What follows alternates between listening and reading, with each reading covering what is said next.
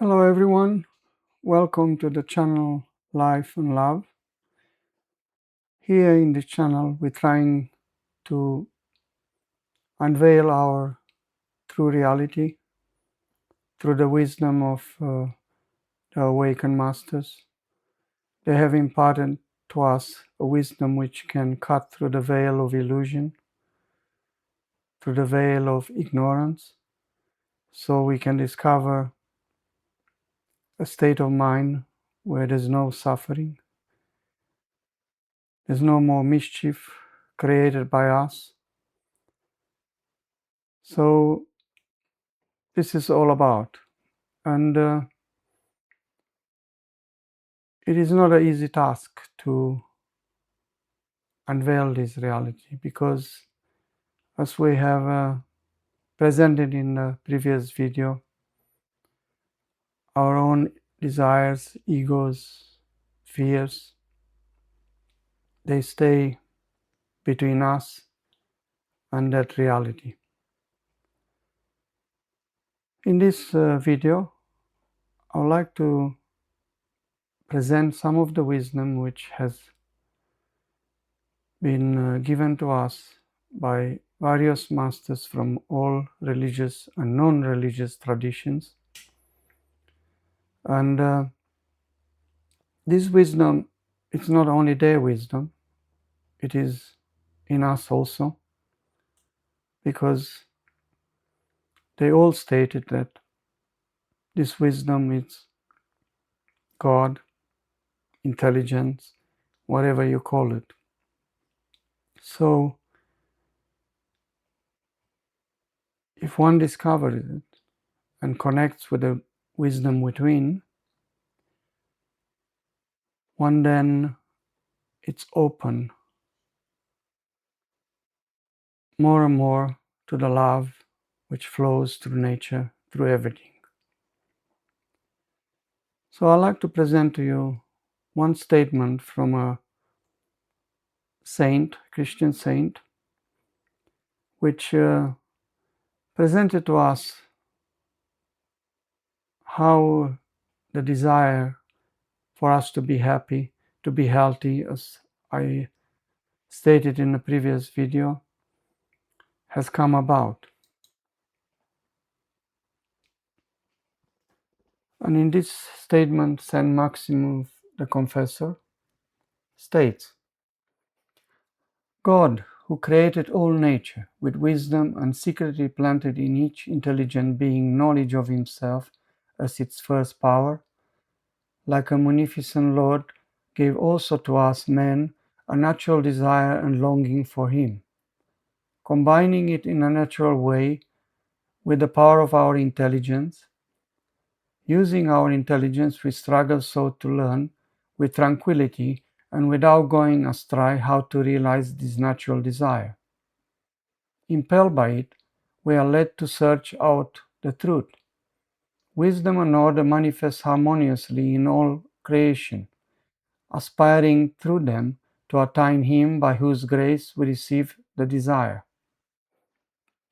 Here, Saint Maximum not only that is showing us that the desire to be healthy, to be happy, to be joyful, it's a natural desire in us from beginning of time, but also points out to that intelligence which we all have, and sometimes we struggle to find the truth through that intelligence. But in the same token, he also points out that wisdom and order manifest through nature harmoniously. So if we find that wisdom, order will come about by itself. We don't have to actually look for that order. We don't need to cultivate an order in order to be orderly, in order to relate to each other with love. So it is important to realize that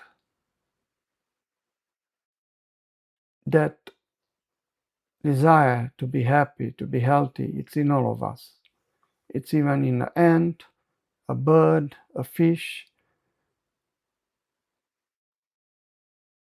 and in us also. Now, from here, I'd like to take you to another statement of Christ.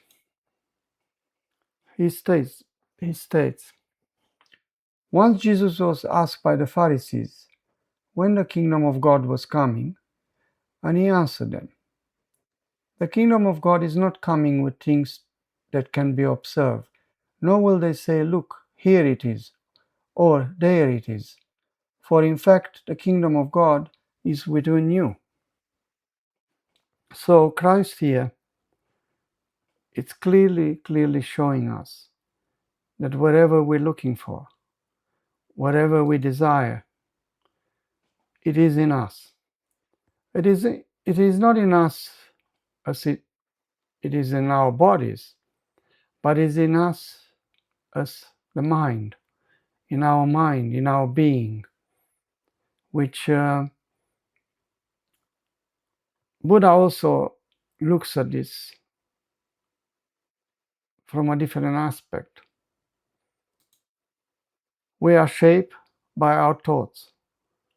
We become what we think. When the mind is pure, joy follows like a shadow that never leaves. Here, Buddha is pointing to us that thinking, an intellect,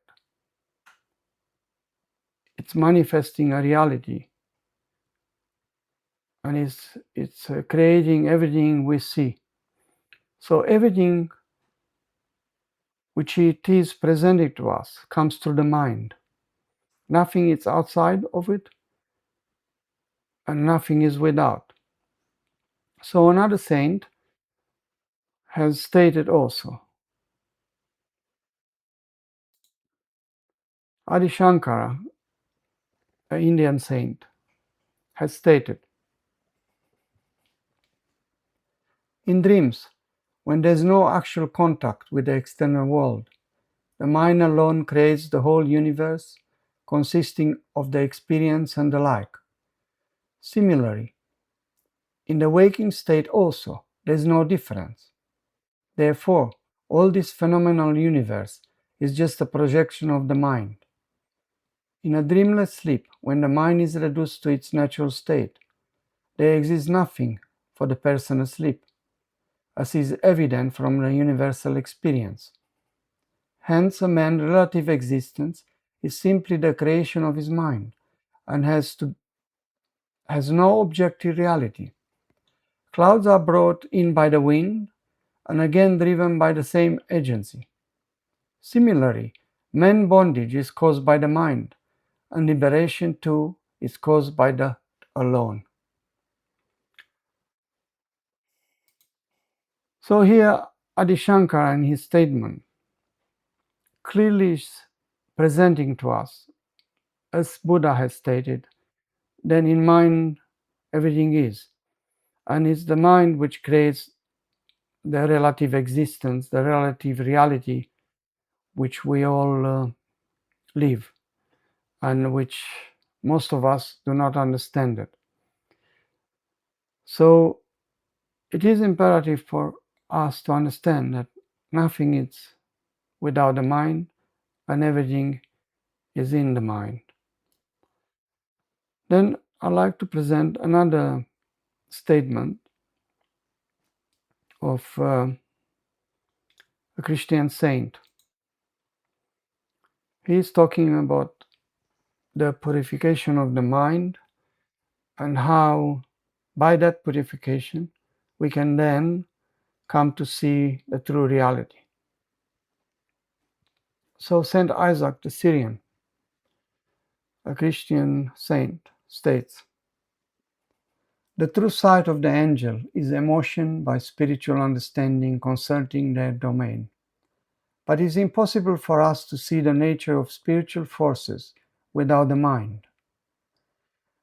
When man is deemed worthy of seeing them, in their nature and in their place, and as they are in their spiritual creation, grace moves his mind by the revelation of spiritual insight concerning them. When the soul has been purified and is worthy of seeing its follows, their sight is perceived with his eyes. They are not objects, and they cannot be seen as they are, without alteration, but by psychic sight, which is true contemplation. This means without deterioration of their nature by sight. These sights cannot be acquired by any man without the second purification of mind. Saint Isaac the Syrian. Saint Isaac here, it's explaining to us how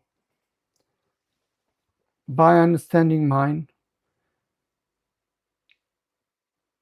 and by purifying the mind in contemplation, meditation, and when the soul is free from all the illusory aspects of the mind, then we receive a sight which in previous video I stated as the sixth sense or spiritual eye, which some people might call it. From this perspective, one can see reality as it is without alteration. So then we can see much more, we can feel much more, and in that we see reality where there's no division, where there's no conflict. It is a unity of all existence in love.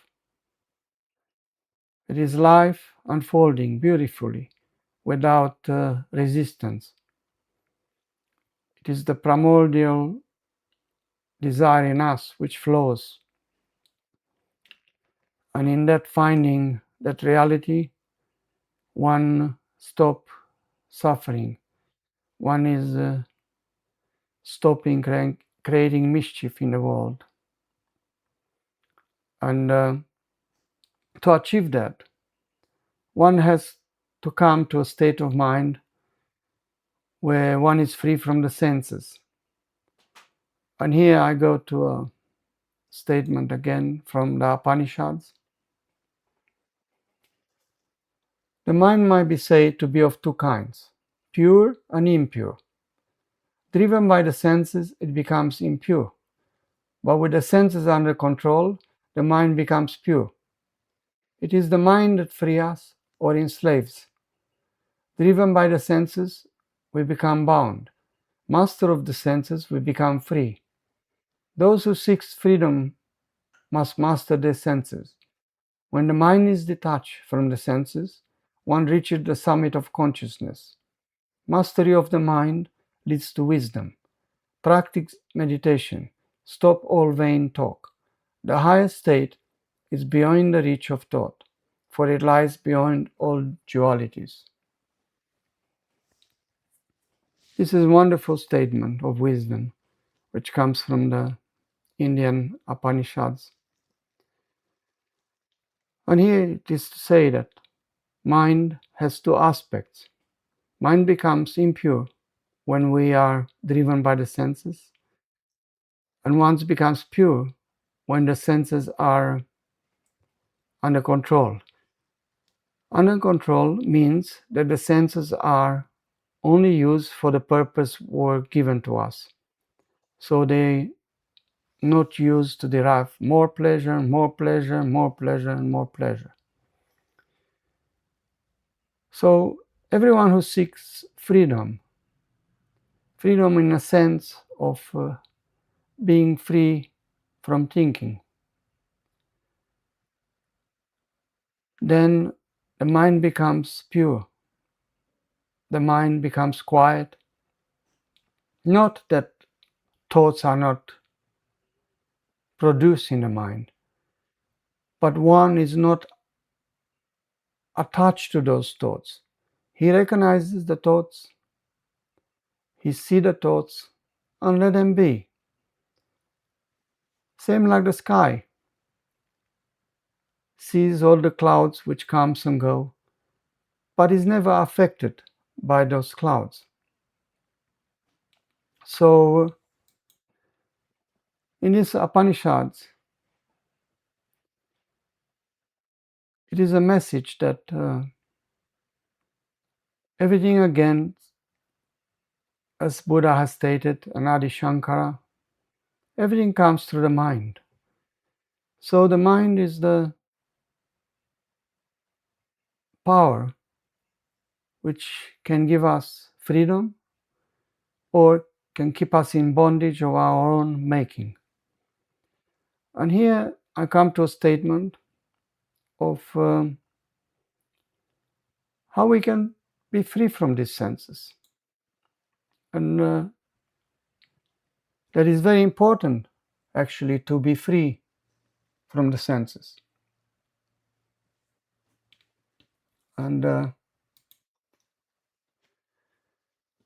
beyond the reach of the senses is He, but not beyond the reach of a mind still, through the practice of deep meditation. Beyond the reach of the words and works is He, but not beyond the reach of a pure heart, free from the sway of the senses.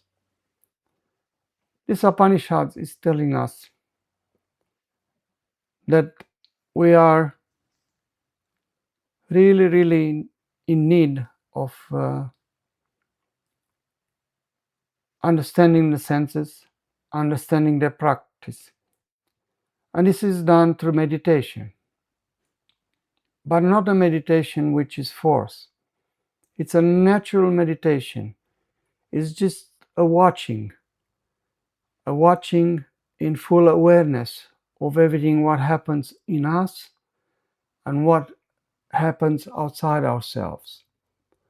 Watching all our reactions, watching all the senses when they give us satisfaction, when they are sensing and give us the pain. So all this watching is very important, because by watching every second what is happening between us, we come to a state of a still mind. We come to a state of a pure mind, which is not affected by our own ego. As we talked before about the ego, it's the only entity which is stopping us from flowing with life and from manifesting love in our lives. So it is important to see this. And the more we meditate deeply, the more we watch, the more we ground ourselves in awareness, in consciousness. So then the mind becomes unburdened by thoughts, by intellect, by thinking, and slowly free itself from its own prison. Now the ego, as I explained in previous video, has two aspects. And in the Upanishads, it's beautiful explained here. Like two golden birds perch on the same tree. Intimate friends, the ego and the self dwell in the same body. The former eats the sweet and sour fruits of the tree of life, while the latter looks on in detachment. Here we see these statements refers to the ego and the self, which are in fact not two entities, but are two aspects of the same entity. It is one aspect is the pure mind, and one aspect is the impure mind, which is driven by desires. So to understand better how ego function in ourself, I go to another statement from Rabindranath Tagore, an Indian writer, and I would say a saint for me. He states, we can look at ourselves in its two different aspects, the self which displays itself and the self which transcends itself, and thereby reveal its own meaning. To display itself, it tries to be big, to stand up on the pedestal of its own accumulation, and to retain everything to itself. To reveal itself, it gives up everything it has, to becoming perfect like a flower that has blossomed out from the bud, putting its charge of its beauty all and all its sweetness. Here, Tagore is beautifully explaining how the two aspects of the mind is when you are driven by the senses, you are always selfish. You are always try to be strong. You have pride. You're trying to be big. You're trying to achieve. You're trying to succeed. Where when you are in the second aspect, you give up everything. You become humble. And then in doing so, you're like a beautiful flower presenting the beauty to the world without any expectation at all. From here, I would like to go to a statement from Christ. And here it is the statement. If anyone desire to come after me, let him deny himself and take up his cross and follow me. For whoever desires to save his life will lose it, but whoever loses his life for my sake will find it. For what profit is to a man if he gains the whole world and loses his own soul? Or what will man give in exchange for his soul? This statement is so deep. What is referring if we desire to come after him? We already have that inherent desire in us to go after him, to find our own reality. And in order to do so, we need to deny ourselves. So to deny yourself is to deny that aspect in you which is egoistic. It is the one which is driven by the desires. And then in order for us to liberate ourselves from that, we need to take up the cross and follow him. What he meant here, take up the cross, is leave ourselves by the divine will. So our personal will dies and we follow actually the divine will, which is also in accordance with our personal will. Now, if we don't do that and we want to gain the whole world, so in doing so, we lose our soul. He means not that we lose our soul literally, but we will leave and will cover our soul by the blindness which comes from selfish actions. So what a man can give in exchange for his soul? He needs to give up the world. He needs to deny himself, to deny that reality which we see through the ego, which we see through the mind. So we need to come to the pure mind which the Upanishads talk about. Now, it is important, I think, to look at all these aspects, and you see how all tradition, the wisdom which comes from all masters, it's interconnected, like a web of interrelations. It's like a web, a spider web. It has connection in all directions. So I'm coming to a statement here which presents to us a way to understand our reality, the highest reality which one can touch. There are also lower realities which we created. We created because our consciousness has not opened enough to the whole of reality. So we are opening like a flower, slowly, slowly. So the consciousness also open this way.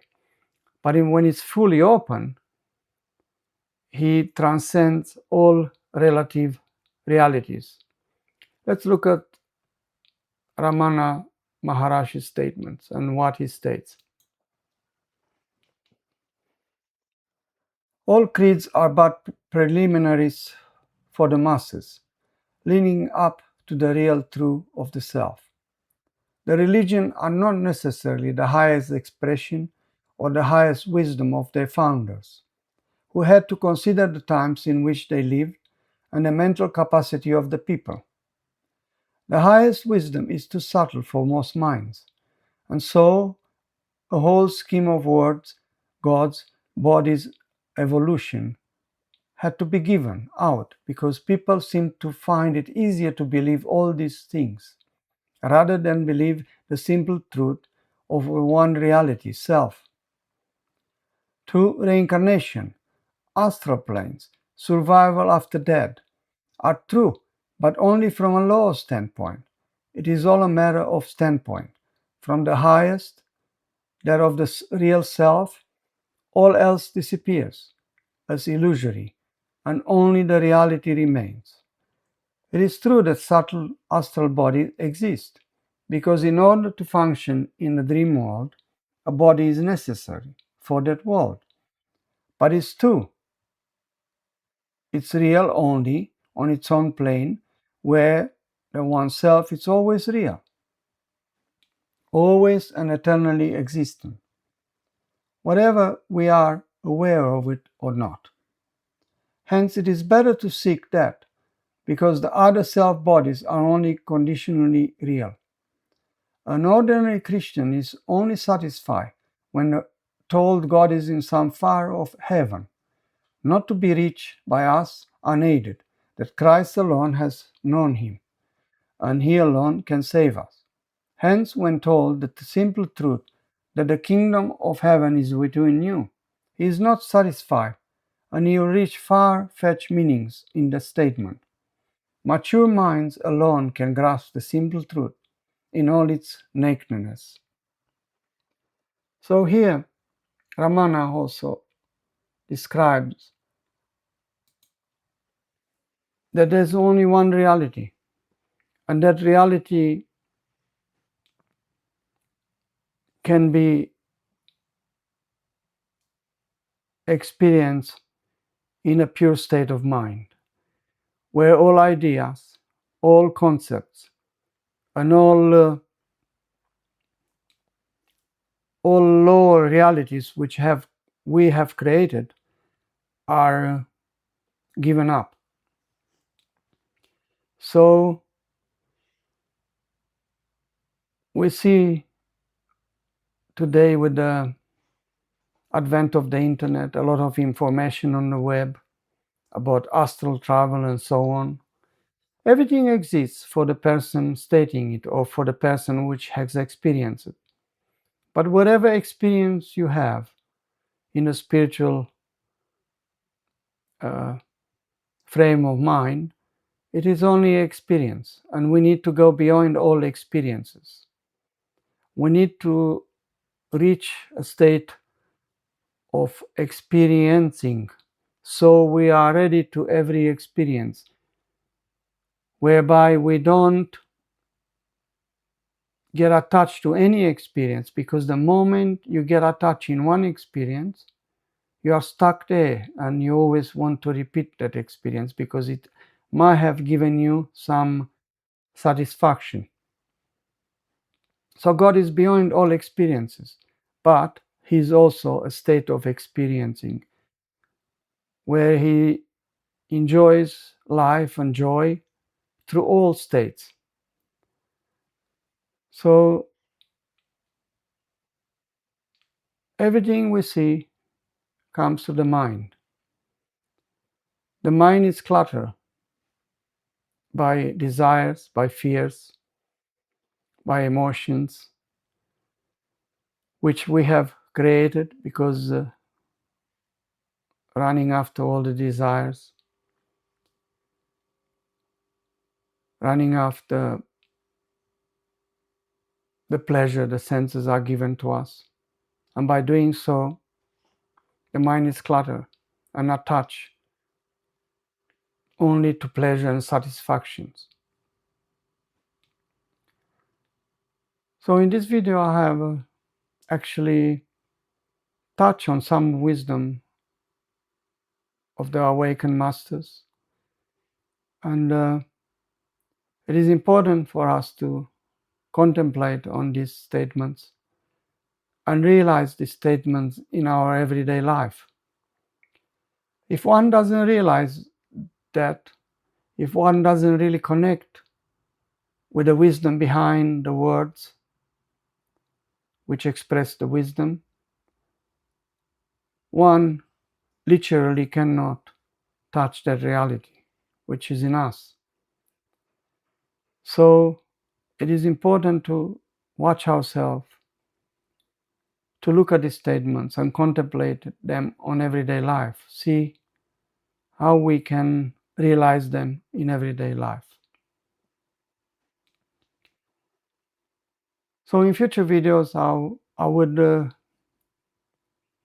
bring more statements from spiritual masters and non-spiritual masters, for a matter of fact, which can awaken in us the wisdom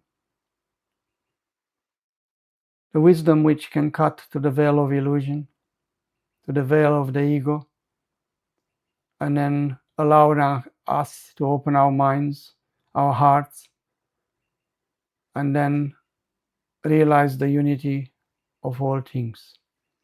Thank you very much for listening to the video. I hope you have a nice day and wish you a joyful heart.